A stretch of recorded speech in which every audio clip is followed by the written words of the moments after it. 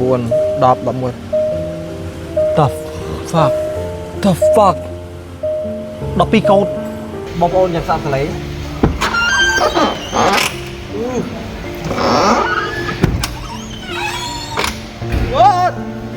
ដូចបងប្អូនបានទស្សនាវីដេអូខាងដើមហើយនិយាយពាក់ព័ន្ធជាមួយនឹងកូដវិញគឺលោតម្ដង12កូដ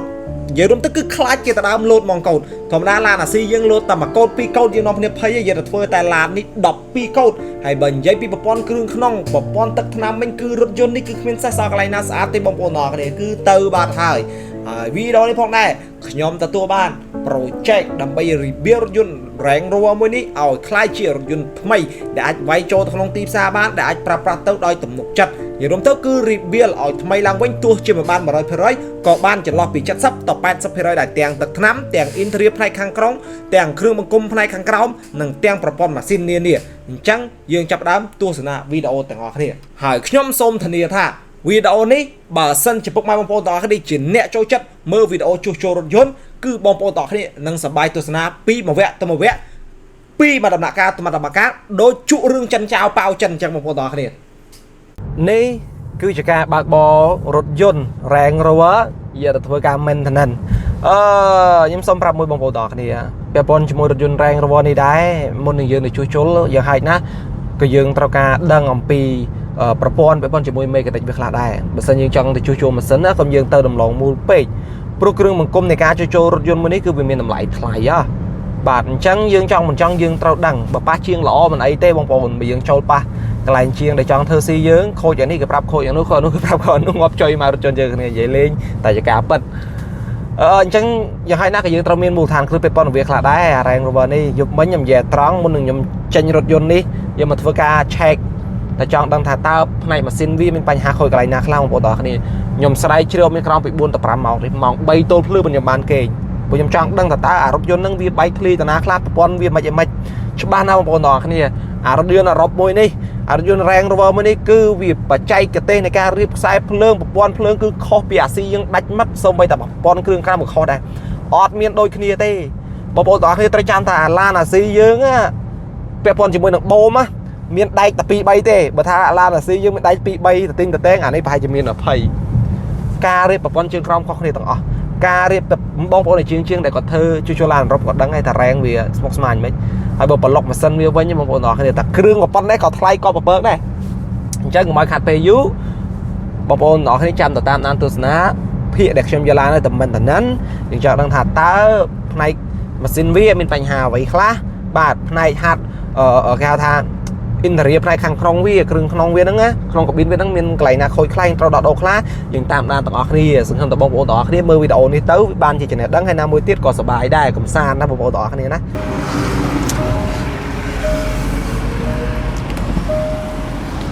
ឥឡូវបងប្អូនទាំងអស់គ្នាយើងមកដល់កន្លែង maintenance ហើយឥឡូវនេះខ្ញុំធ្វើការឲ្យជាងគាត់ឆែកមើលបន្តិចពាក់ព័ន្ធជាមួយនឹងប្រព័ន្ធម៉ាស៊ីនជាមួយចង់ដឹងថាវាមានបញ្ហាប៉ះពាល់កន្លែងណាខ្លះឬអត់មានអីទេអាងយកទៅឆែកប្រព័ន្ធសោះ hardware ក៏ដូចជា software ផ្សេងអូខេខ្ញុំជួបគ្នាវីដេអូក្រោយទៀតហើយកិច្ចការដែលយើងត្រូវធ្វើពេលពុំមានទឹកថ្នាំរថយន្តនេះគឺស្នឹមអីឥឡូវសុំកាមេរ៉ាមែនចូលមកគៀកតិចសុំចូលមកគៀកតិចដើម្បីមើលស្នឹមទឹកថ្នាំវាស្នឹមមកហើយអញ្ចឹងចង់មិនចង់រថយន្តនេះត្រូវតែប៉ូលាឡើងវិញទី1ទី2ឥឡូវនេះជំហានដំបូងខ្ញុំយកមកឲ្យខាងជាងបច្ចេកទេសគាត់ធ្វើការឆែកពាក់ព័ន្ធជាមួយនឹងប្រព័ន្ធម៉ាស៊ីនសិនអញ្ចឹងណាអានេះគេថា maintenance យើងចង់ដឹងថាតើវាមានបញ្ហាអត់បើអត់ទេយើងចាប់ដើមទៅរៀបទឹកថ្នាំឲ្យណាមួយផ្នែកខាងក្នុង interior របស់រថយន្តនេះមានកន្លែងខ្លះខូចខាតហើយដូចជាពូកដូចជាបេតុងចុចគ្រាប់កៅអីមួយចំនួនអញ្ចឹងបងប្អូនទាំងអស់គ្នា chẳng ta lâu của mọi khát pe dú dương trăm tầm mưa video to thì tỏ nè bye bye nè quay để nhom cái ta cua phớ cái con chỉ muốn là memory reset nè memory reset này có đa tê nó như trâu cho là đằng môn kề tao bắt tiếp cái con chỉ muốn một phi à một con như sao sầm lấy nhà tầm rờ chương với lẹ máu như mình đoán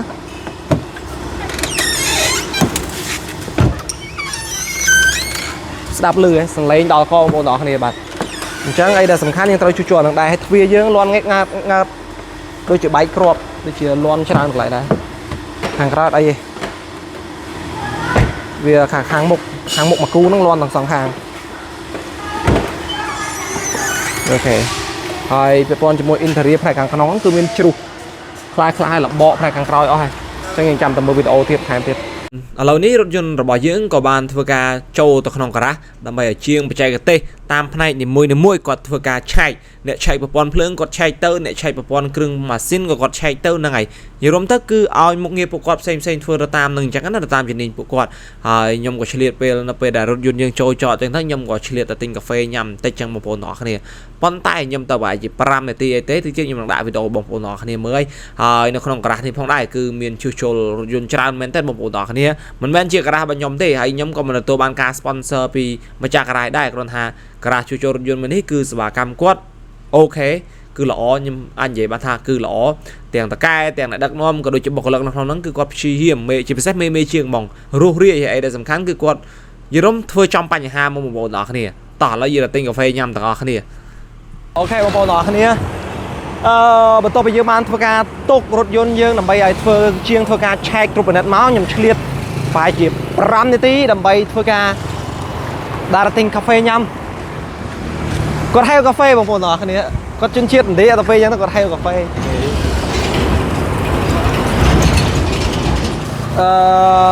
កាហ្វេពេលព្រឹកហើយសោកបងខ្ញុំក៏ຕົកសាច់ចង់បួសចឹងអីណា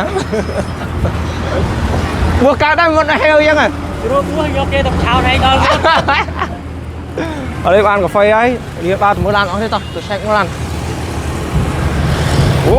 my god បងប្អូនអស់ប៉ាប់សេរីខ្ញុំឲ្យបងប្អូនមើលឡានមួយអានេះពាក់ព័ន្ធជាមួយនឹងHondaមួយទៀតបងប្អូន GSC ឡានចិនឥឡូវលំហូរឡានចិនឥឡូវចូលវាយលុកស្រុកខ្មែរខ្លាំងបងប្អូនតែខ្ញុំមិនតន់ធ្វើប៉ះឡានចិនទេ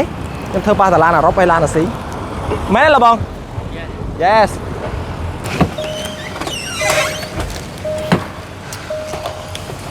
Oh shit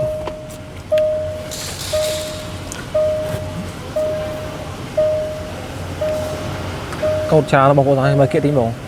một lần nữa là đây chính cột trà nó mùi pi này mùi pi bay buồn pram của mùi pal bay buồn đọp đọp mùi the fuck đọp pi cột oh my god nhưng club Thái Lan chụp bao một này 3 cột 4 cột đấy cha một phát anh ấy pin đập cột mấy bạn mấy làm xong thọt hụp sờ lật tục sơi sân một bộ đỏ hay chầm tích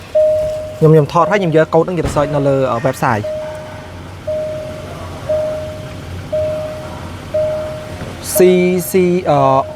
PC ấm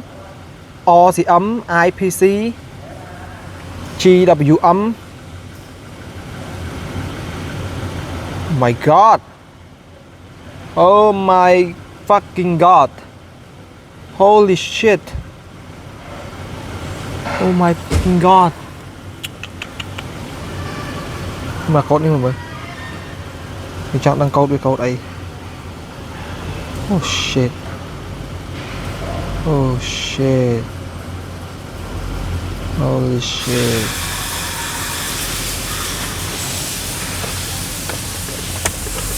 chăm chục kia một bộ này cột trà này mẹ lấy sai chứ cột trà nè